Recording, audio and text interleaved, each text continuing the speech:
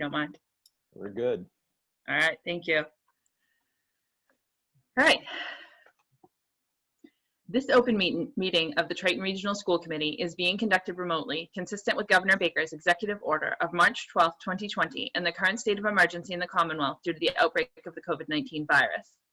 In order to mitigate the transmission of the virus, we have been advised and directed by the Commonwealth to suspend public gatherings, and as such, the Governor's order suspends the requirement of the open meeting law to have all meetings in a publicly accessible physical location. Further, all members of public bodies are allowed and encouraged to participate remotely. I hereby call to order the September 10th meeting of the Triton Regional School Committee at 7 p.m. I'm Narissa Wallen, Chair of the Triton Regional School Committee, and I would like to confirm that all members and persons anticipated on the agenda are present and can hear me. Members, when I call your name, please respond in the affirmative. Erin? I'm here and I can hear you. Thank you. Paul Goldner?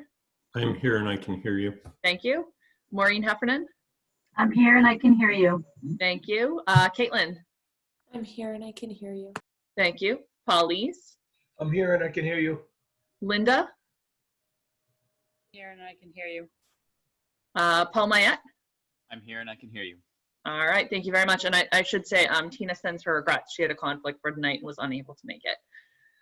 Staff, when I call your name, please respond in the affirmative. Triton Superintendent Brian Forget. Here and I can hear you. Thank you. Did Kim join us? I do not. Oh yes, there she is. Assistant Superintendent Kimberly Croto. I'm here and I can hear you. Thank you. Hi, Kim. Hi. School Business Official Kyle Warren. I'm here and I can hear you. Thank you. Special Education Director David McGee. I'm here and I can hear you. Thank you. High School Principal Patrick Kelly. I'm here and I can hear you. I remembered this time. And Triton Athletic Director Tim Alberts. I'm here and I can hear you. Thank you. And that's all I had on my list for tonight for attendees. For this meeting, the Triton School Committee is convening remotely via Zoom using the information posted on the district's website identifying how the public may join. If you are personally attending by video conference using your device's camera, please be aware that others may be able to see you. Committee members and administrators, please remember to mute your phone or computer when you are not speaking. All supporting materials that have been provided to members of this body are available on the district's website with the agenda posting unless otherwise noted. The public is encouraged to follow along using the posted agenda. Each vote taken in this meeting will be conducted by a roll call vote. Please note that this meeting is being recorded and that anything that you broadcast may be captured by the recording. All right, so welcome to this meeting of the Triton School Committee. We have, I think, a relatively short agenda tonight. For my remarks, I just have, I guess, two quick things. There was a notice that came out in the Weekly Digest last week, and also it's been put out on social media that the towns are looking for contact tracers. They have to be a healthcare professional. There's some training that they need to go through, but essentially the towns are looking to reinforce their part-time public health nurses so that if there are positive cases in the community, we have reinforcements that can be called in to help with contact tracing. So if anyone is interested in that, they can contact Deb Rogers, who is the Newbury public health agent. She's actually coordinating that for all 3 towns, and her contact information is on the Town of Newbury site, or again, like I mentioned, you can find that in the Weekly Digest that's put out by the district, and also it's on online on various social media accounts. And I'd just like to, after reading newspapers and hearing reports online, urge all of the people in our community to please follow Department of Public Health and our local town health board guidelines and restrictions. I unfortunately am hearing that there was a fair bit of partying over the Labor Day weekend, and one of the requirements on our metrics that we passed last week is keeping low numbers of new cases both in our communities and in the district schools themselves. It's obviously not something that the school committee has control over. We definitely need everyone's help with this to make sure that we can have hybrid school at some point, a hybrid model for the district at some point, and carry on with activities and everything else that we would like to do. That's something that we need everyone's cooperation in doing. So I would ask that you please follow those restrictions and guidelines. All right, moving on to oral communications from the public. The next item on the agenda is public comment. Members of the public, the meeting host muted you as you entered the meeting. If you would like to address the committee, please indicate now that you would like to do so, either by raising your hand on your video call or using the raise hand option on the participant screen. The meeting host will unmute you so that you can address the committee. Please refer to the public comment policy language on the agenda when making your comments, and remember to speak clearly and in a way that helps generate accurate minutes. When you have finished speaking, the meeting host will mute you again. And I'm just going to quickly read aloud the public comment guidelines from the agenda. Members of the public may address the committee for up to 3 minutes, longer with the permission of the chairperson. The committee will not engage in a discussion on topics raised during public comment, but may choose to add the topic to a future agenda. This agenda segment will be limited to 15 minutes unless extended at the discretion of the chairperson. All right, so that said, public comment is open. If anyone wants to address the committee, you can either give us a raised hand if you have your video on, or you can raise your hand in the using the raised hand option in the participant screen. If you don't have a participant screen, you should be able to bring that up by mousing over the bottom of the Zoom window, and it'll give you an option, excuse me, to bring up different panes. And one of those panes is the participants pane.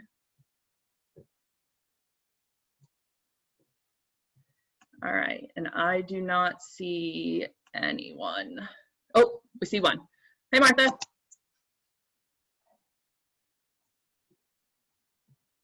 Hey, how you guys all doing? Hey, Martha. I figured I would finally just show my face because I don't know all these other, you guys have heard me for the last several weeks, so I thought I would just finally show my face. As I sit worried now that Methuen has decided to go red. Well, good times.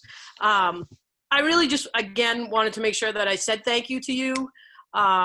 In terms of trying to do some, behind the scenes things, I did reach out to a local rep that we have to actually ask him to talk to Governor Baker about moving a testing site up to our area. And so I will not lie. The drive behind that is I'm highly concerned about the #1 item on your metric, because I just feel like it's completely unreasonable to expect that we would be able to get, a testing site within one town over from our towns that could return results within that 48-hour period. So I did reach out to a local rep, and I had a great conversation with him yesterday, probably for about 35 minutes. Explaining that metric, the #1 thing on the Triton metric, and asking if he would talk to the governor about bringing some testing up to us more on the preventative measure. Because I have talked openly about a number of people in this area going down to the Methuen and Lawrence area to get tested, I thought it would be good for him to be aware of that. So I'm waiting to hear back, keeping my fingers crossed that that will work. I know you're also looking at voting on the sports thing tonight, and I've advocated significantly for that. I'll be honest, I don't have any skin in the game. My son doesn't play a fall sport. He actually plays hockey and lacrosse. He doesn't play a fall sport, but we very much believe and absolutely love Triton Athletics, and we'll do anything and everything we can for these kids and these parents. And it's the #1 reason why I'm advocating that these kids be allowed to play. So I know you guys have a couple of items and topics tonight. Again, I wanted to say thank you and really push and encourage and hope that you vote yes, let these kids play, and we'll go from there. So for that, I thank you very much, and I'll be more than happy to listen for the rest of the night. Thank you. All right, thank you. And we really can't comment, but there was a misconception in there that I'm going to rely on Brian to iron out when he goes through his updates about the metrics, because that's one I've heard a couple times. I meant to mention it during Chairman's comments about there needing to be a new testing site. So I'll rely on you when we get there, Brian. Darcy? Oh, sorry. Hello. Apologize, Darcy. If I can cut you off real quick, Morgan was ahead of you. I just had my mouse over her name, so I didn't see that she had her hand raised. I apologize. Morgan, you're first.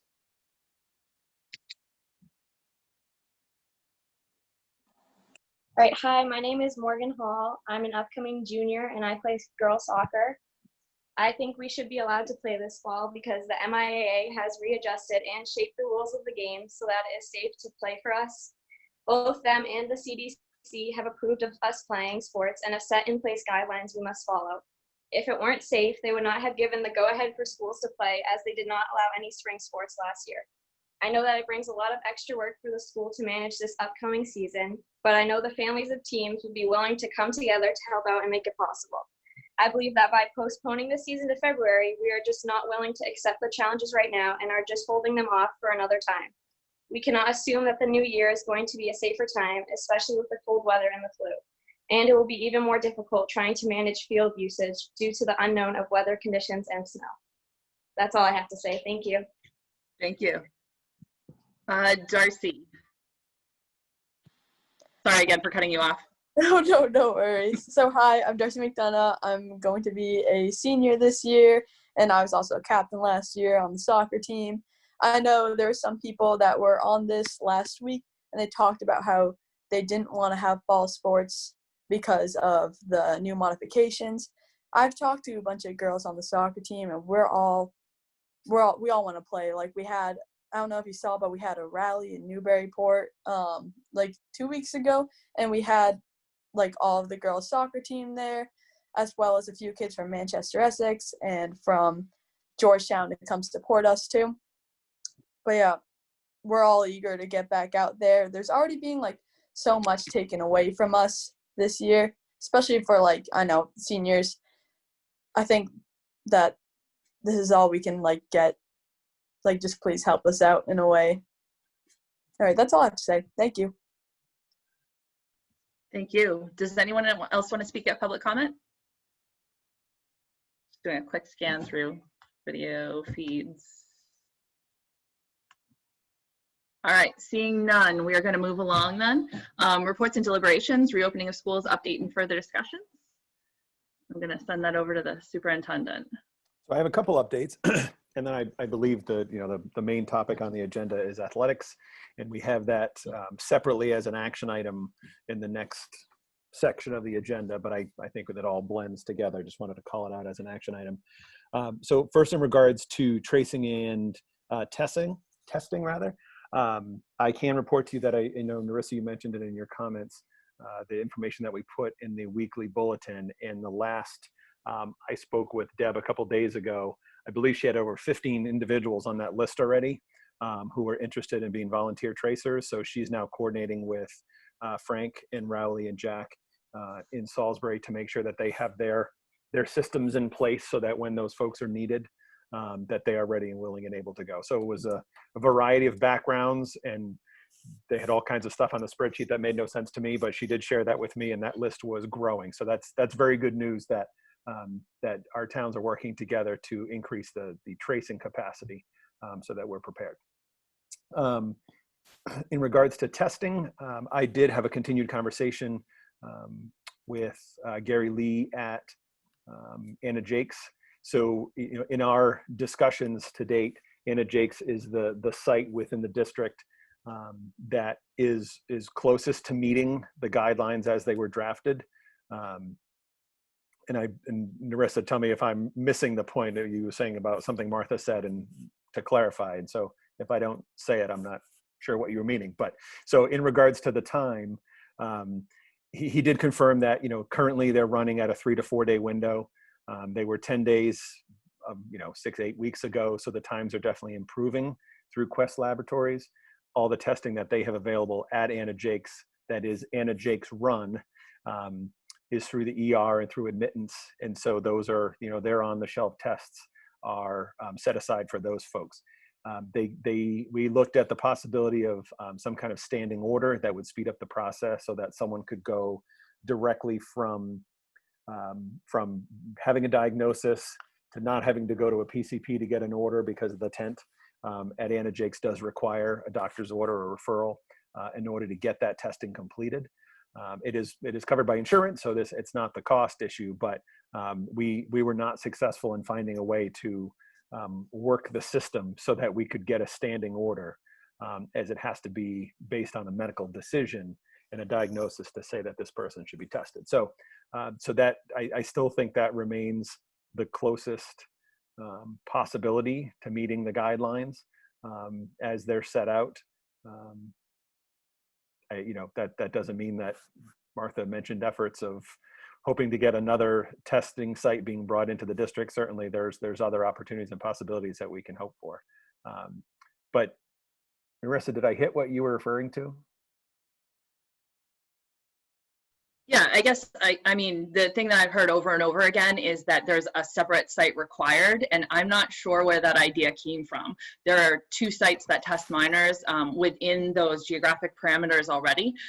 They're just not making the time right now, the time frame on testing, and there seemed to be confusion that there needed to be an entire other testing site, which I don't think was the case or ever the intent at all. I looked back over that and tried to figure out how we could reword that, and I couldn't come up with a way to make it clearer. So if someone has a suggestion on how to make it clearer, I'm happy to take that up. I don't know how to make that clearer. I think I'm not sure where it came from. It seems to have propagated. Sometimes those things happen as people talk. Okay. So In regards to the fact that it needs to be a new site versus one that's existing. yeah, exactly. They seem to think, I think I had heard, there's no way there's going to be a stop the spread site here.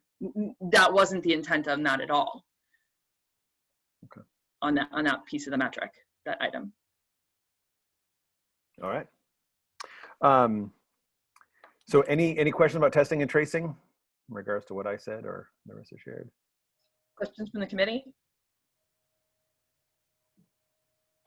All right. Okay, then I'm actually going to ask Kyle to give us just a quick update on facilities, on our efforts to date. Just a brief little snippet of where we're at. Absolutely. So the outside engineering firm that we hired to perform a review of the airflow in our school buildings, they wrapped up their initial assessment at the end of August. Throughout that process, we had been staying in communication with them. They had been showing us the results as well as any areas that needed an improvement. So throughout that process, as well as subsequent to their wrapping up, we've been working expeditiously to get those matters resolved. They're continuing on the work now. We anticipate being in a pretty good spot next week. Some people might have seen the cranes outside today working on the building.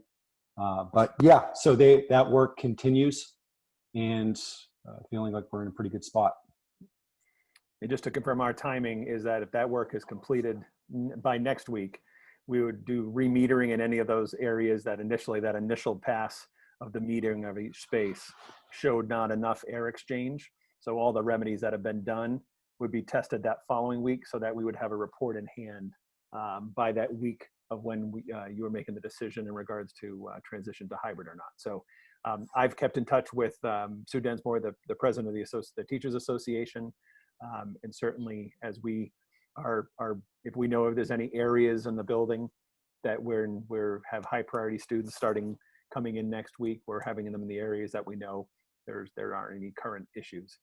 So we have a great plan in place, and I thank Kyle and Chris Walsh and the head custodians and the custodians, because this has been a 24-hour-a-day, 7-day-a-week effort. And we said this early on that it was a lot of money to put up front for the assessment and the work that we're doing, but it's the right thing to do to make sure that the facilities are safe for students and staff. So yeah, that's the update there. I don't know if there's any questions from the committee on that. Yeah, thank you for clarifying on those extra items too. Questions from the committee?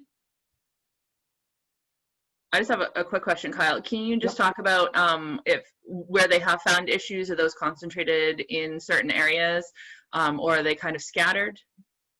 I would say so with each of the rooms, there's a couple different HVAC systems depending on the space. So we have univents, which are in each of the classrooms. You see those taking the outside air, and they're for those individual spaces. There's rooftop units, RTUs. There's exhaust fans as well that pull the air out of the building. So what the engineering firm's process is they went into each room and they have this device that meters the airflow in each one of those, the airflow associated with each one of those HVAC systems. And they're able to give a rating and what's the minimum you should have and what's ideal. So I'd say it's sporadic. Some buildings better than others, but all of the areas that were identified, we've been either working on in-house, utilizing our in-house staff to correct those issues, or we've had our mechanical contractor come in and complete the work. They've been doing a lot of that as well. Some of it's been cleaning out these systems, just making sure there's nothing caught up in there.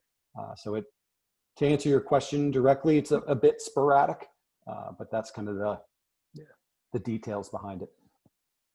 Thanks. And I know we had talked about upgrading filtration. Those filters were all upgraded before the flow tests were done, right? Yeah. So in a number of the areas, yes. So what it'll be is if we, unfortunately, every other school district in the state is ordering these same filters. So some of them are back ordered and we hadn't received them in all spaces yet. All buildings have some. So what we're doing for a test to make sure, because the thought process being that these stronger filters, the MERV 11s we've been chatting about, our existing filters are MERV 8s. The MERV 11s restrict airflow more because they have a greater level of filtration. So as a test to see how much that restricts airflow, we're metering one with the MERV 11, one with the MERV 8, seeing what the difference is there and factoring that into the equation, so to say. Okay. But those are, I think actually, if the balance of that order wasn't received this week, it should be very shortly. I think the key is it's not a universal, right? So Pine Grove is brand new, 1994 vintage for Newbury Elementary, middle school 2000, high school, whatever that was in the 60s, and then upgraded in 2000, Salisbury in 2000. So every system's different. Some systems can handle the MERV 13s, which is the best filter. The bigger, larger units can handle that. And as I think we've shared this previously, then it becomes a balance of if the system isn't strong enough, then you use the highest filtration you can, while also making sure you have adequate airflow, because both are equally important in this case. So, and I'll just say too that we are being very strategic, and we are assuring that students and staff are only in spaces with adequate airflow. Yeah. And they tested, I mean, every single space. So when you see a 0 on a report, and we're like, that's a closet. So we're pretty safe with the paper and everything in there. So yeah, I mean, literally every square inch of these buildings ultimately on the report will be reported out. So. Okay, thank you. Any other questions from the committee before we move on? All right, seeing none. So then the other two things to talk about this evening are athletics. And I know, we also had asked Patrick to come back with some information on activities at the high school level, specifically with all the various clubs. So, I mean, one thing we can report very quickly, one of the things we talked about with using outside space was the potential of having tents. And if we use tents, does that expand the outdoor space to an allowable use? So we've talked about the fact that at the preschool level, we bought some smaller, pop-up tents. But Kyle was able to get some information, and what I believe there was a 2-month rental on a 20 by 40 tent. Correct. Yeah, just under $19,000 for a single 20 by 40 tent. Right. So keep in mind, these are the reason they're expensive is because they're the high quality ones that would be required to withstand the weather we experience around here, as opposed to the pop-up tents, which can be potentially taken down and things of that nature. Yeah. So it's what you would see at a wedding venue or something like that. Yeah. And just to have that many people around it, we have to have it secured and staked. And so, just the typical $100, pop-up that you bring to the beach just wouldn't cut it. So just to give a context, 20 by 40 tent is an 800 square foot space. Most classrooms are on average 25 by 25 to 30 by 30 at, a 750 to 900 square foot classroom is fairly standard. So that's no larger than a classroom and $19,000 to bring it outside. So, part of the things that we would be doing outside are part of the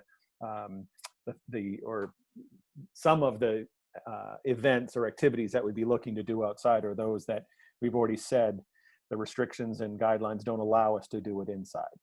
Theater, singing, choral, instrumental, woodwind instruments. And in those restrictions, you have to have 10-foot distancing with masks, can't be done inside.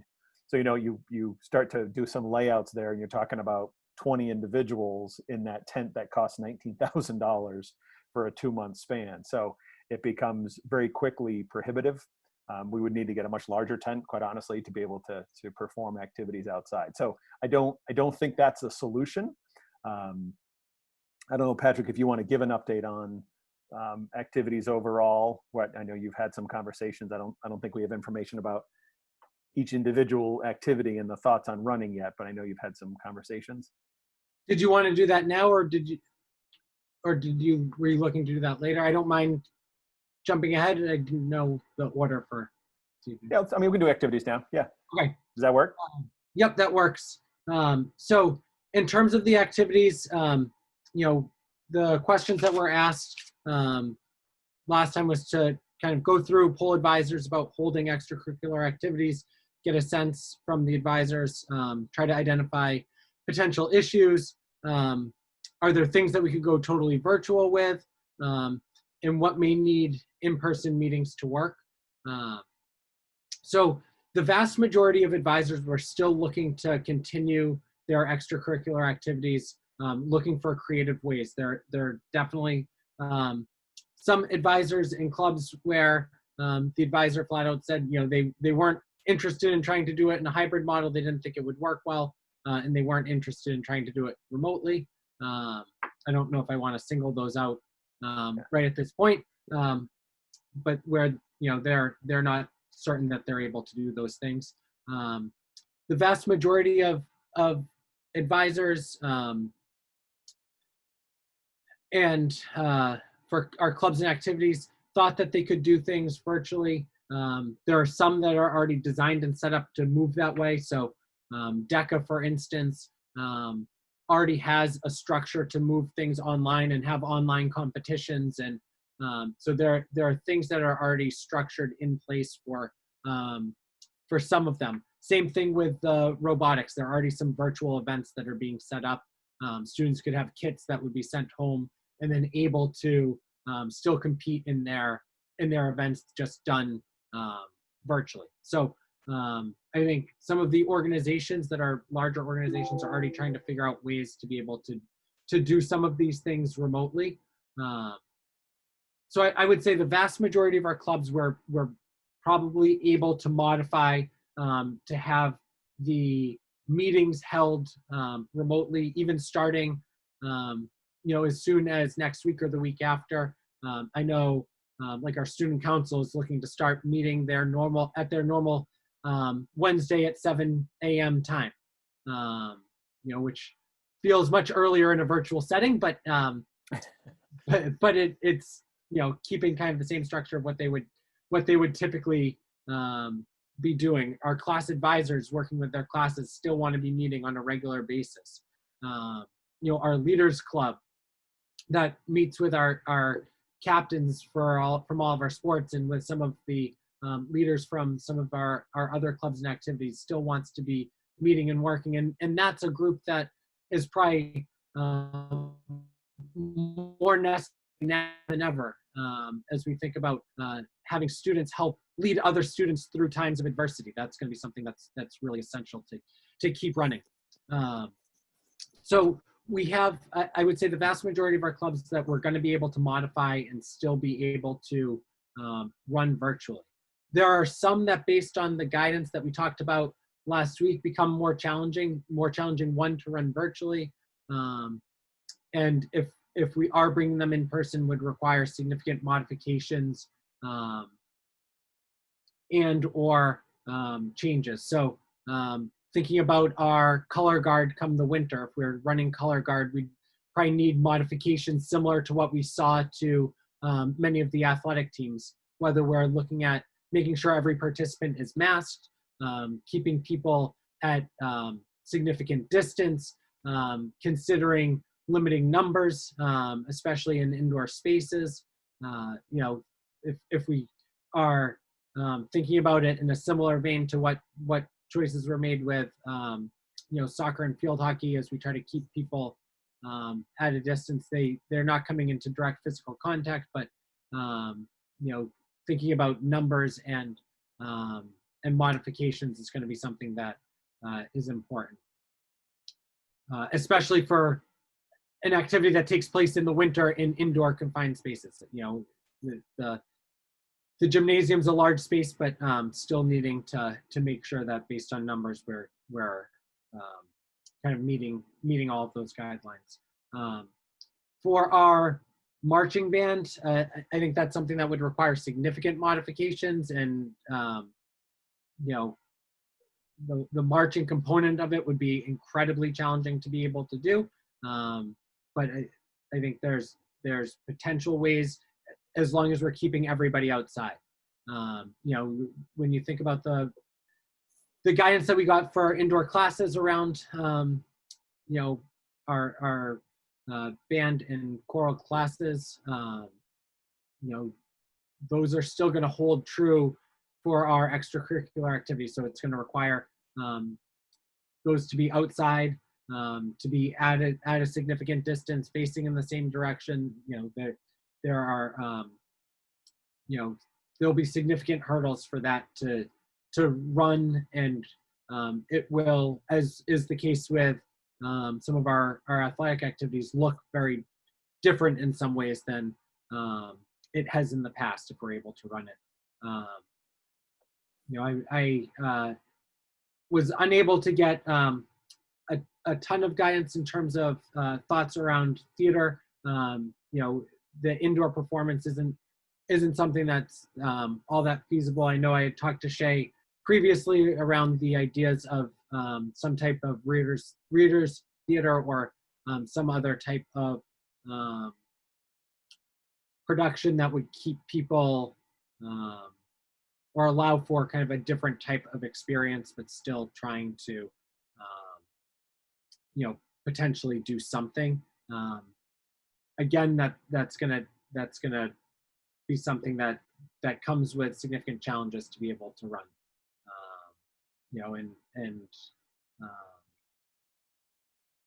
When I think about one of the other pieces I know I mentioned last week, that poses potential obstacles as we run our clubs for anything that's meeting in person. So we're not running late buses this year. So especially for our underclassmen, we've got to be mindful of the fact that they potentially won't have transportation readily available to get them home. Requiring parents to pick them up, and then we're also planning on closing the high school, middle school campus at 3 o'clock, so that we can do all of the cleaning and make sure that we've. I know Brian's talked about essentially the cleaners certifying each space is cleaned and backing themselves out of the building, and then once they've locked the doors, being done for the night, and that we need to be able to give them additional lead time so that they have time to not just do their typical cleaning, but to do the extra cleaning that we require to make sure that we're able to reopen safely. So when and if we are moving to a hybrid model, I think that's something that we've got to take into consideration for our clubs and activities, that we're just mindful of the fact that we want to make sure the space is clean and cleared for the start of next day, because we've got to make sure that our primary objective, which is schooling, the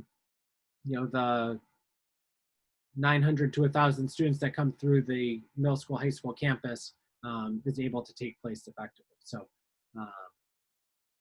there are ways that we can do most of our clubs and activities. So I want to lead with the positive, that there are ways we can do most of our clubs and activities. We can find creative ways, as our teachers have been doing all through the spring with their classes, and will continue to do, as many of them did with their clubs and activities through the spring.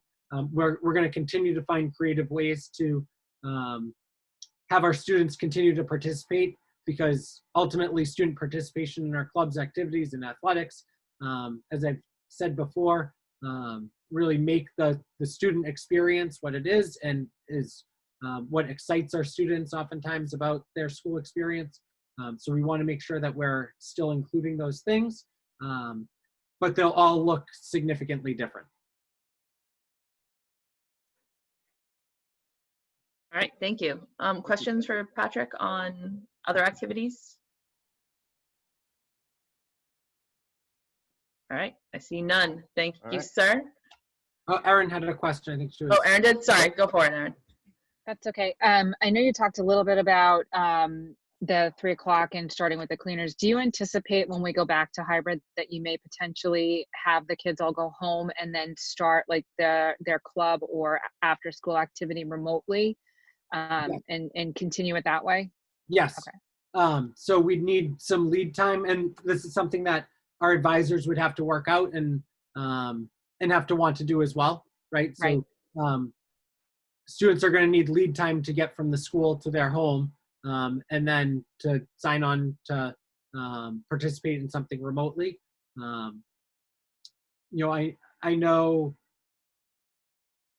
there are some that have been kind of doing this already and have ongoing projects. Like I think about our environmental club, and they've got ongoing sustainability projects around the school, and they're already working on next steps. So there are things that that will continue to happen in that fashion. And I know we have a number of club advisors that are going to want to do things at various points in time because they just think that's what they want to do with their time, and how they want to spend their time and how they want to improve the school. But we would presumably need anywhere from probably not starting. I would guess that we wouldn't be able to start any of our clubs or activities if they're happening remotely on a hybrid day until 3 o'clock. Because we'd need people probably to have about 45 minutes to get buses to where they're going and get home and then be able to sign into something. Thank you. Is that it, Erin? Okay, thank you. Any other questions? All right, seeing none. Is there anything else on this item, Mr. Forget? So I think we can move to athletics. I think it was important, in my mind, it was important to talk about activities if we're talking about athletics. And I know this was, I think that's an important piece of context to hear that we are moving forward in all ways we can to put all the activities at the high school back on the table. Like we just talked about, if whenever possible, we're gonna adapt them so we can do them remotely and safely.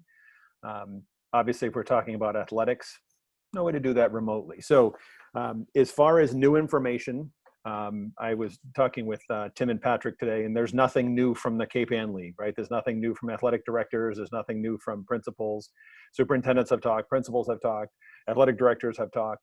There's no new guidance. There's no new information as a whole. What I can tell you is last week, I think it was at the full school committee meeting, there was discussions about the interactions in regards to tracing and how that works with interscholastic sports. So I actually was talking to one of the health agents, and she said, "Hey, why don't you just call the epidemiologist? This is a great question. I think this is the answer, but let's just go straight to the state office." So I did, and spoke to one of the epidemiologists there today, who confirmed that when we are performing or participating in interscholastic sports, wherever the diagnosis is, if a student athlete tests positive, that student athlete's town of residence is where the jurisdiction is for that tracing. So if we were playing between two towns, and say we're playing Ipswich next door, and a student athlete, an Ipswich student athlete tested positive 3 days after one of our contests, it's up to the Ipswich health agent to tell us whether or not any of our athletes were implicated. So that is a local decision. Likewise, if it were to be a contest on our fields and someone was visiting from Ipswich, if it was on the Byfield campus, it's up to Deb Rogers as the Newbury health agent with Pam as the public health nurse to perform the contact tracing. Now, certainly principals and athletic directors and superintendents talk, so we can share information as we are able to. But just so that everyone's aware, that will be entirely up to the local health agent. And I can say, in my experience with our 3 health agents, they're wonderful to work with. Very straightforward, I think very comprehensive, very reasonable, very approachable. I can't speak on any other health agents, but I would say that based on my interactions with other superintendents and administrators, that's not always the case in all other communities. So not going to make a judgment just to say that that is not always the case to have that great working relationship. So that is one factor. I then asked, and I think this was a specific question that was asked about, is there anything different in regards to determining close contact for an athlete on the field? And the epidemiologist I was speaking with happens to be the mother of 3 female athletes, all soccer players, don't know where, somewhere in the state, I believe. But was speaking through the game, knows the game very well, and very clearly articulated that it is absolutely the hard and fast, as far as what the state would recommend, it's the within 6 feet for more than 15 minutes that is going to determine a close contact. So if you're playing soccer and you're shoulder to shoulder, again, not making intentional contact, but you can't play soccer and not have any contact. So because you're actually having physical contact intermittently, that doesn't change anything in regards to the definition of close contact. So again, that will be up to the local health agent wherever that contest is happening to determine if someone is diagnosed. But it is not just if everyone's on the field, or everyone who is on the field running back and forth, unless they're sitting together for 15 minutes or more within 6 feet, they would not be considered automatically a close contact. So certainly that has implications for the sidelines, and we've seen that in the restrictions, or what is the right word? I'm losing my words now. Guidelines or decisions that the Cape Ann League made and MIA about the modifications to sports. Sidelines are very different.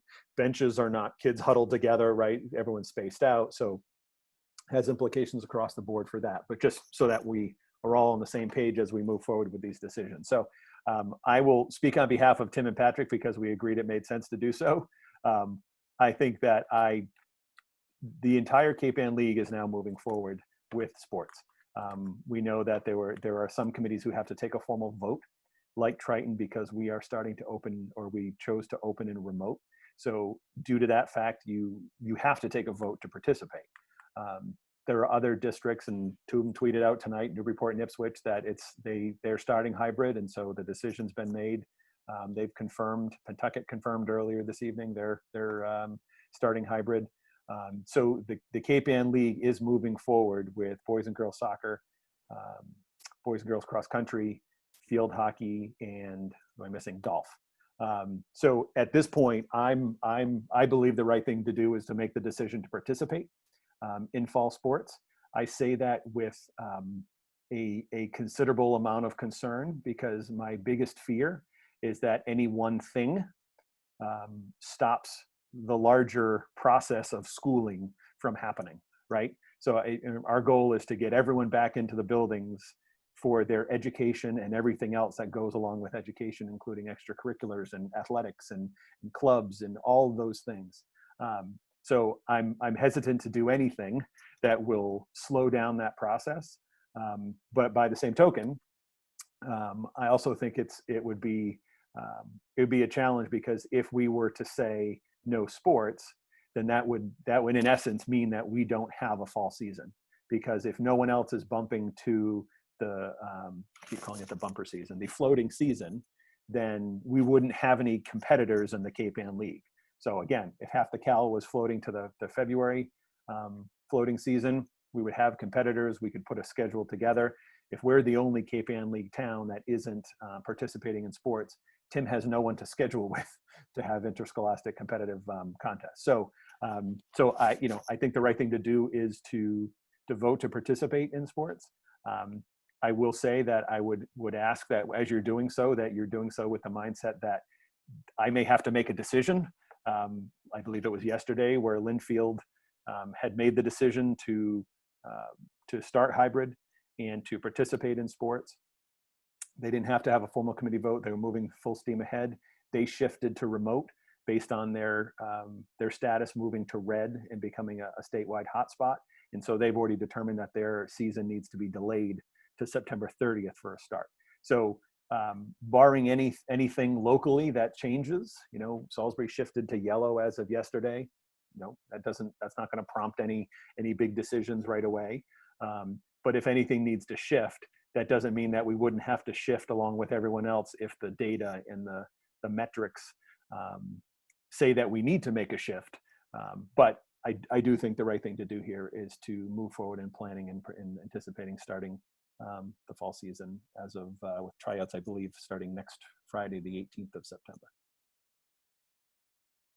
So Patrick or Tim, you're going to tell me I'm wrong, disagree, agree, or you don't have to say anything at all, or?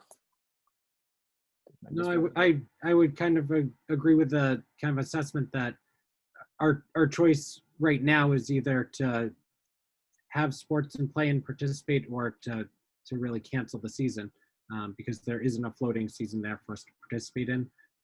I've been saying all along that I want to make sure that we're able to do school. As principal, that's my primary objective, is to make sure school runs appropriately at all times.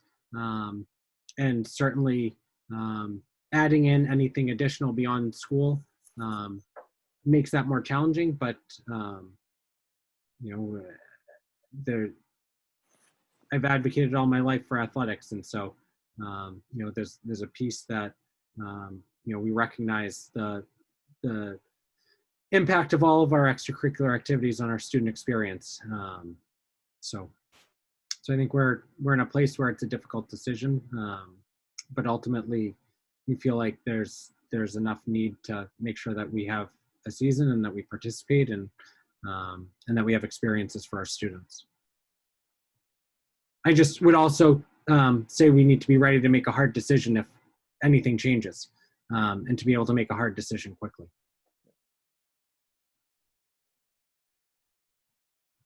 Tim, did you have anything to add before we go to questions and comments? Apparently that's a no. Not a hard no. Hit the wrong button. I apologize. I figured. No, I agree with everything Patrick and Brian said. So I will acknowledge too. It's like when we're talking about, oh, we can solve that problem. We just need $100,000. We're good, Kyle. Right. So when it's Kyle having the heart attack over here, so Tim's the guy who is going to commit to make this all happen and happen safely. And we've had parents who have committed and boosters saying they'll do everything they can. So just want to acknowledge the fact that that's a big challenge for Tim, and I'm pleased and appreciative of the fact that he's willing to step up and make this happen. All right, thank you. Opening up to questions and comments from the committee then. Maureen? Well, first, Tim and Patrick, thank you for all the meetings that you've participated in to help us figure this out. It's much appreciated. It's not been an easy topic. And I know I asked a lot of questions. And I actually have another question. And I given that, your guidance is to move forward, I just want to make sure that, there are things that take place outside of the basic sports of practice and games. There are things that are run by boosters and like pasta parties and things like that. I'm assuming that none of that can run. And if that's the correct assumption, I just want to make sure that's properly communicated to the teams, that they can't meet at, outside of school property and have a pasta dinner before a game. Is that a correct assumption?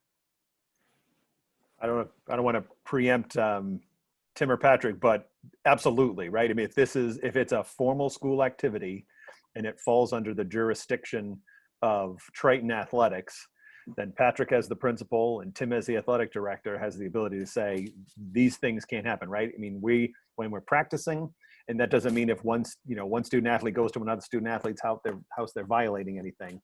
But if boosters are partners with us, they need to understand that if these things happen, right, we have no choice but to shut things down. So I have full confidence that everyone wants to do everything they can to make this happen. And people are going to participate and follow the rules and masks when they need to be masks and distance. So as long as that happens, things move forward. But absolutely, it needs to be, it's limited, right? And all the things that we have said as far as the restrictions, we can only monitor that when there's formal practices. So we need to keep it limited to that. So I didn't mean to jump in front of you, Tim. Okay. So one of the questions I asked last week, I think, Tim, you answered about spectators. And I know last night Rockport had their vote and they're moving forward, but they're not having spectators in the beginning of the season, which I think is actually a smart move. I think there's going to be a lot of adjustment going on here between the students trying to figure out how to play with the new modifications, the coaches trying to figure that out, the referees, and then honestly, for yourself, Tim, I mean, I'd hate to think that you have to be policing spectators as they come in when you're trying to help our teams, get out on the field. So I don't know if that's just something that we as a committee would be deciding, but I would be advocating for at least starting the season out with no spectators in the beginning and just letting everybody just adjust.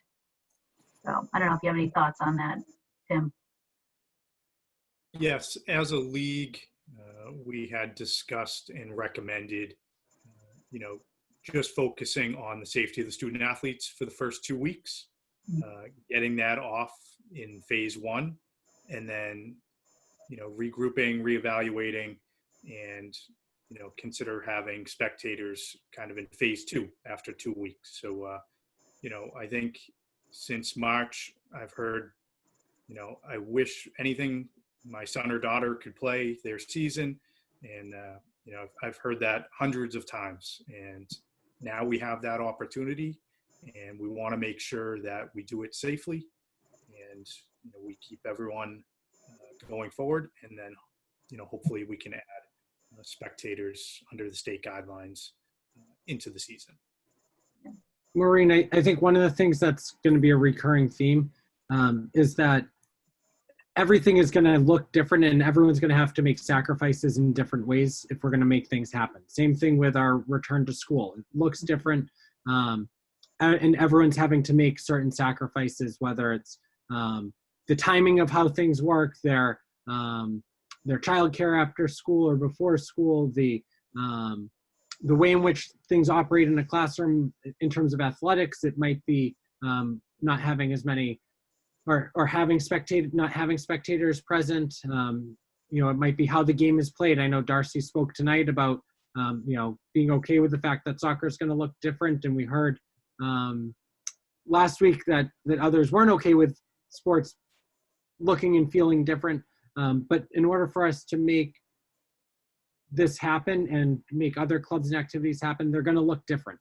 And parents are going to have to make sacrifices, kids are going to have to make sacrifices, and it's not going to feel the same. And we have to be okay with the fact that it's not going to feel the same. Okay, well, thank you, Patrick. I appreciate that. So that's all the questions I have, Narissa.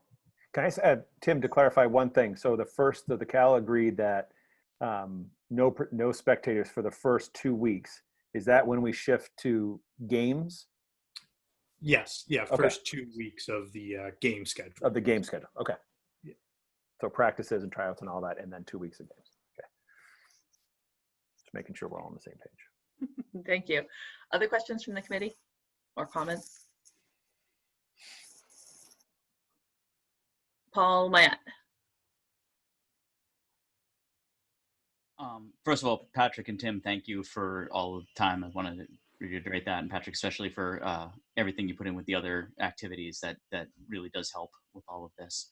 I have gone back and forth on this one, trying to find a coherent position that was consistent with everything we've talked about and everything that we've set as priorities and struggled to.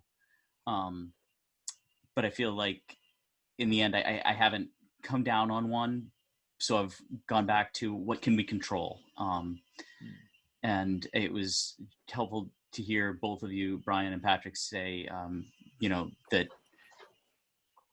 the number one thing you'd be looking to do is make sure that if something happened, and hopefully that won't ever fall down on your heads, but if something happened, that you'd be ready to step in and do that. I know we had another parent come in and talk about the likelihood that kids would go off and play club sports, and I've heard about things like that happening at Govs and that type of thing, and that takes it outside of our control.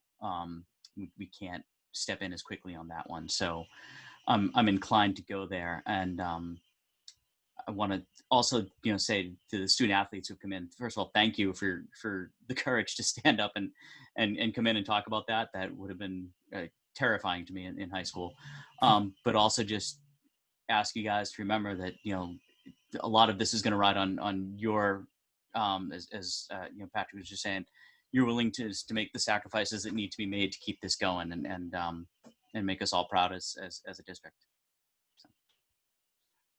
And one last thing I just would say, I would agree with Maureen that limiting spectators is a big thing now.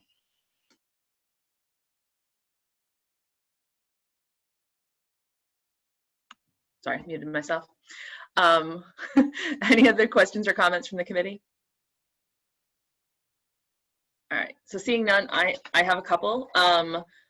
One of the things that I am kicking myself for having not asked in previous meetings was about the middle school, both in terms of activities and sports. Obviously we don't have Al here to kind of be Patrick's counterpart on the activities piece, but can you talk about middle school sports?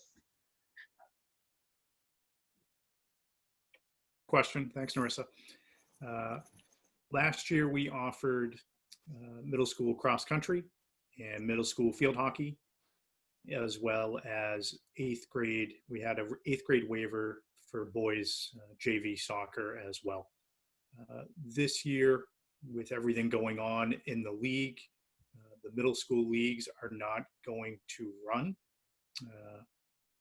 But my recommendation, if there were sports, would be to see if we could get 8th grade waivers for middle school to play on JV field hockey and cross country as well.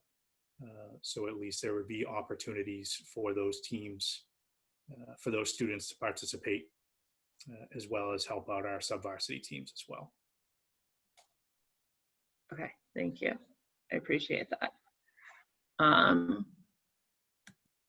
And I guess that was it on questions. I just had kind of a couple of comments myself. So I know I feel like this is my drum to beat. We all have our moments. Mine throughout this has been mental health. And I think that, that athletics and activities are really, really important for mental health.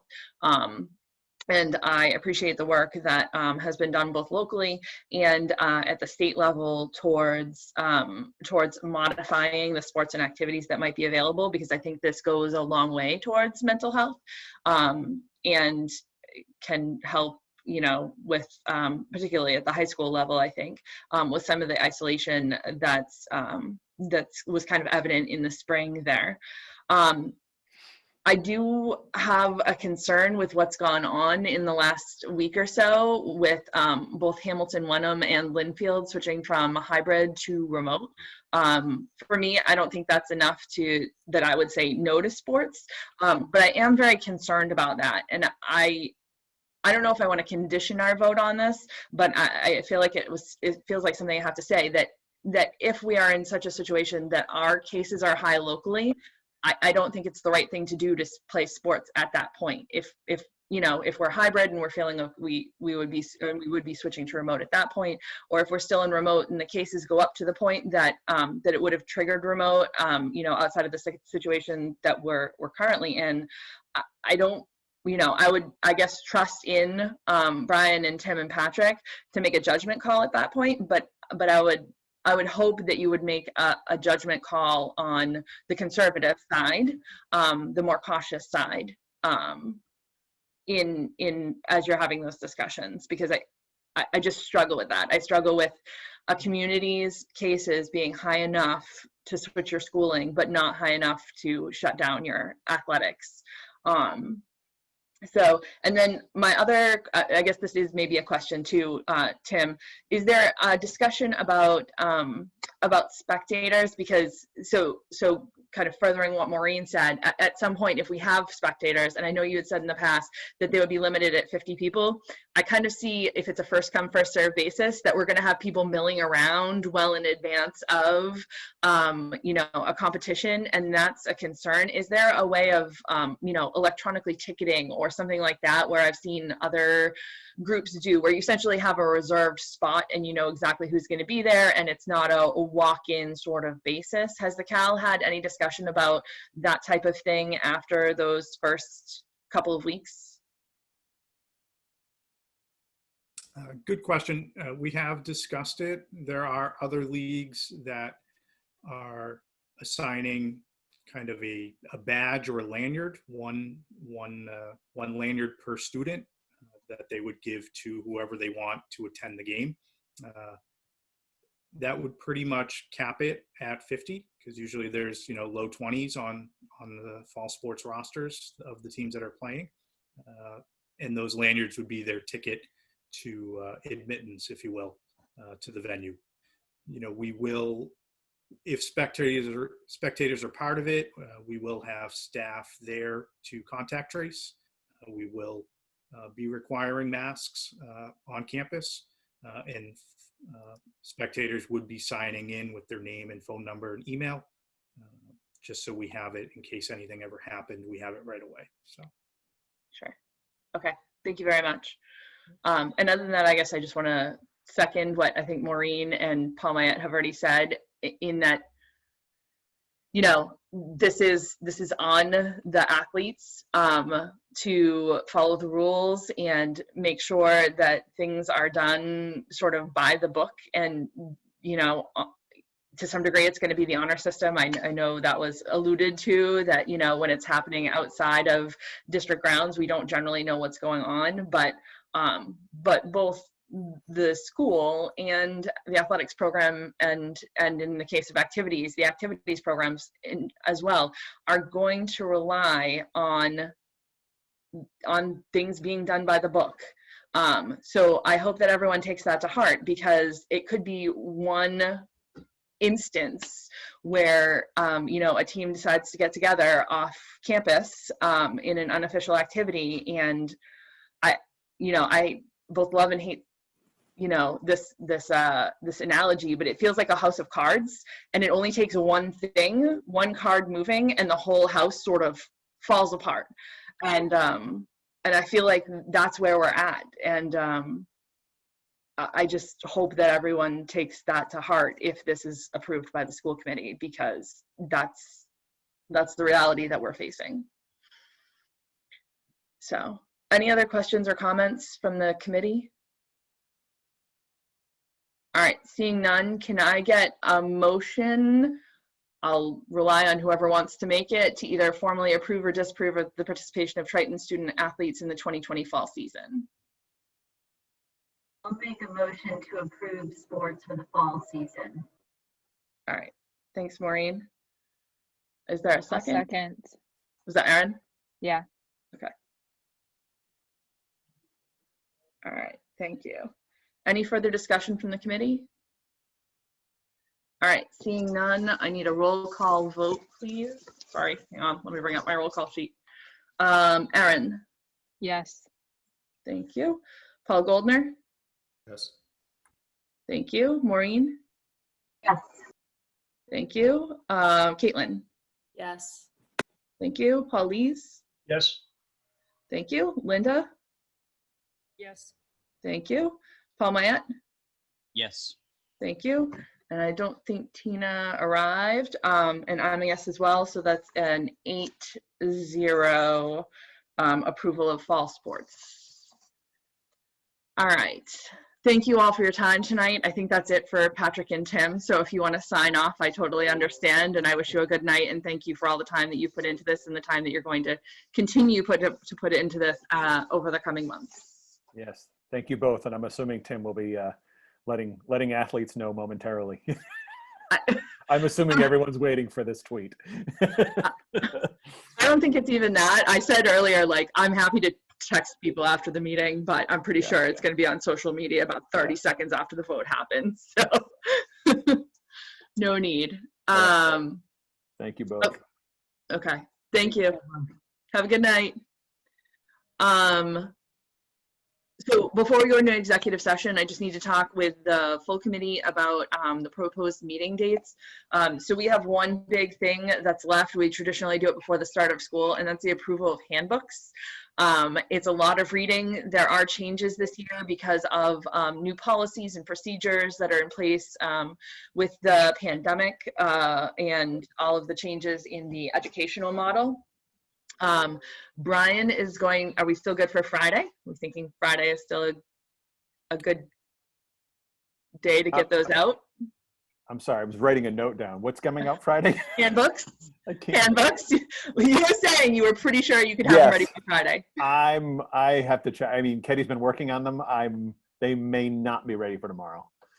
Okay, So. yeah, tomorrow's Friday. Yeah.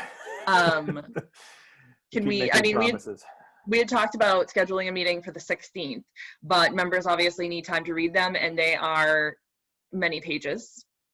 Yeah, and I was like this, the only new update will be the language that's in the handbooks in regards to the harassment policy won't really change, right? Because it's not the full policy that's written out in the handbook. It references the policy. Kim was the district contact, she still is. The school contacts, they still are. The one big addition is the face coverings policy will be front and center where it never was before. Other than that, it'll be routine updates. No, not like last year where it was literally completely reformatted and you're reading it for the first time. Those of you who are new may be reading it for the first time, but there aren't any large kind of systemic updates to the handbooks. Can we say at the latest it would be Monday? I would love to state that. If I was the one. It's on Wednesday, so. Yeah, I was gonna say that. I mean, there are so many hands on this is working on it, and I still hope that tomorrow is possible. But there are, unfortunately, I apologize. There are a lot of different hands in this, and so I can't give you a definitive answer. Okay. So I'll leave it up to the committee. We have a DCC meeting next Thursday at 6:30. We could, when Brian and I were discussing this earlier in the week, and it seemed like tomorrow was more likely, we were talking about meeting on Wednesday night, because ideally those would be approved before school opens, but I think we're more at a situation where it's an ASAP afterwards, given that it's a very, very unusual year. So we could try to, because I anticipate this will be a quick vote. We had talked about moving the business meeting into this meeting, but I think we can do that later in the month without an issue, and just do a handbook approval. If we want to do this on Thursday, either prior to the DCC meeting or after the DCC meeting. I know once we get into daytime meetings, it gets a little harder, and I'm a little reluctant to push it even 1 week farther out.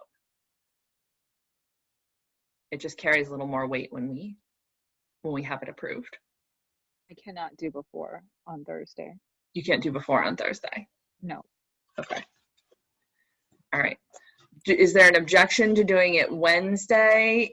I mean, Monday, we'd essentially have to have them to post them with the agenda on Monday for a Wednesday meeting.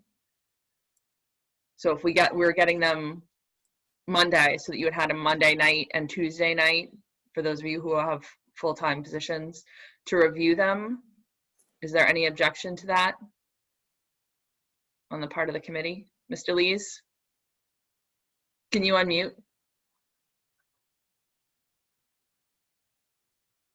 So I Thank just you. wanted to say that Kaylee has her hand raised. Oh, Kaylee has her hand raised. Sorry, Kaylee. It's okay. It's just, I know on Monday and Tuesday are pickup days for the school for supplies, as well as orientation for younger students. So I don't know how that affects anyone else, and then the 16th is the first day of school, so. It is. That's why we're trying to get it done. I can't promise that I'll be able to read through the full handbook by then. Fair. Given the fact that there's school stuff, but Fair. Whatever works for the committee. I mean, we can push it out 1 more week if the committee wants. That just leaves it, they're unapproved. That would put us on the 23rd if we stuck with a Wednesday. Are there objections to doing it? Kaylee? Sorry. You just stay Honest- unmuted. Honestly, I think it would make the most sense to do it as soon as possible, just because we have talked about it makes more sense to have it as soon as possible, especially with all the new online regulations and everything that we'll have to have for classes to run. Exactly. Handbooks are technically part of policy. I think the mask policy could go separately. Ideally, it goes as, you know, everything is going together. My preference would be to go for the 16th. Are there objections to that if we stick with the 16th at 7 o'clock, and we can make this our only agenda item, so it's a short meeting if there are concerns about that or about reviewing additional materials, so that you don't have minutes and things like that to handle like we would for a traditional business meeting. So can we go in reverse, Narissa, and also consider having the business meeting at the same time, so we're not meeting 3 weeks in a row? Yep, we can, absolutely can. I was just leaving it, you know, given that we have 2 meetings next week already, or this would be the second one. I didn't know if people would welcome having an evening that was a little shorter. Do you want to go for the 16th as a business meeting and handbook review? And have the following week off? Yeah, and we'd have the 20, barring, you know, any unforeseen issues arising. Is that okay with everyone? Yes. Yes. I'm seeing some. Yep. All right. So let's go for the 16th. Maureen was going to say something. Oh, go ahead, Maureen. I want to ask a quick question.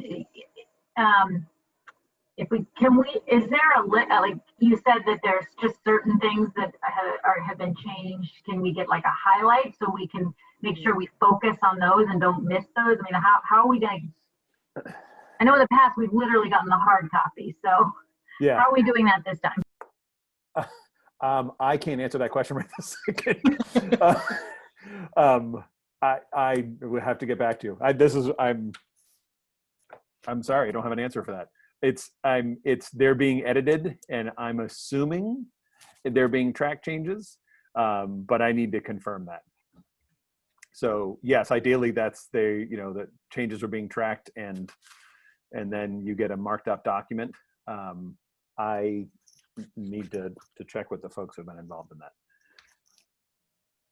It would make it a lot easier if it was a marked up document if we're doing the 16th, because we are limited on time for review. So if we push it out later, then we have more time, but I'm just concerned that if it's not marked up, I might miss some new changes.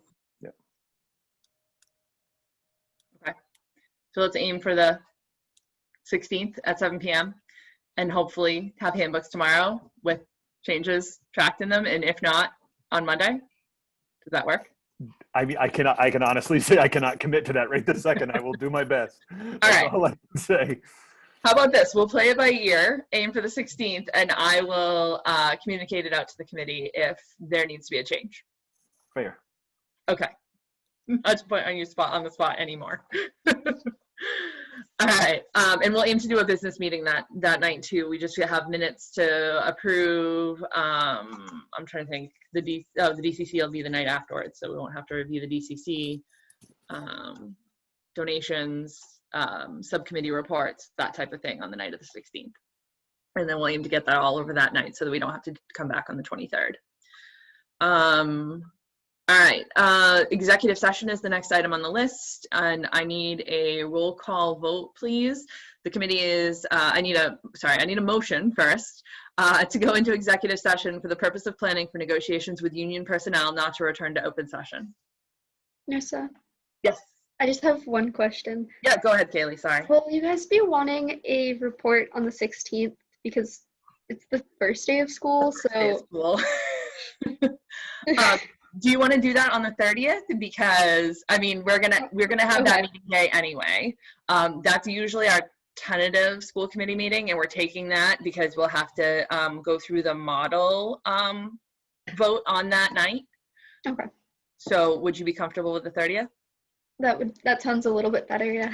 Okay, studies and everything else first, and you know, and we'll get there. But if we can aim for the 30th, that will be great. Thank you. Thank you. All right.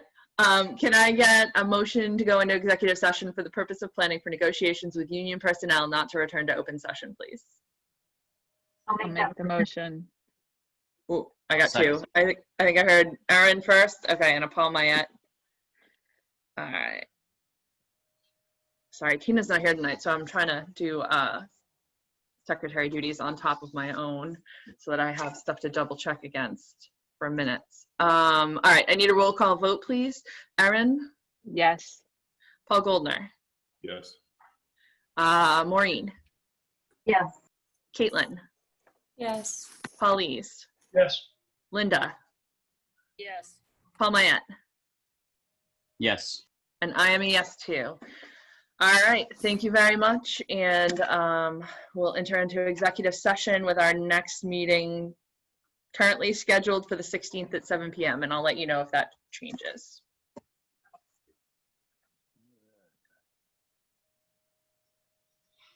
All right. Yeah. I was just going to say, I can try kicking people out too.